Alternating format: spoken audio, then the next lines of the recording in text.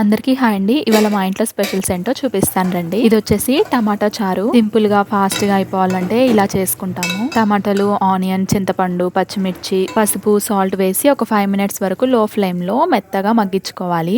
ఈ విధంగా మగ్గిన తర్వాత అంతా ఒకసారి కలిపేసుకొని 1 టేబుల్ స్పూన్ వరకు కారం వేసి టమాటాలను ఒకసారి స్మాష్ చేసుకుందాం. ఇప్పుడు 2 రెమ్మల వరకు కరివేపాకు వేసేసి ఇంకొకసారి కలుపుకున్న తర్వాత ఒక 3 గ్లాసెస్ వరకు వాటర్ పోసేసుకొని ఒక హాఫ్ టేబుల్ స్పూన్ వరకు ధనియాల పొడి వేసేసి చారు కొద్దిగంత దగ్గర పడిందాకా మరిగించుకోవాలి. వేడి వేడి అన్నంలో కాస్తంత ఈ చారు పోసుకొని తినండి. టేస్ట్ మాత్రం అదిరిపోతుంది. నెక్స్ట్ వచ్చేసి ఆలు టమాటో గ్రేవీ, పచ్చి పులుసు,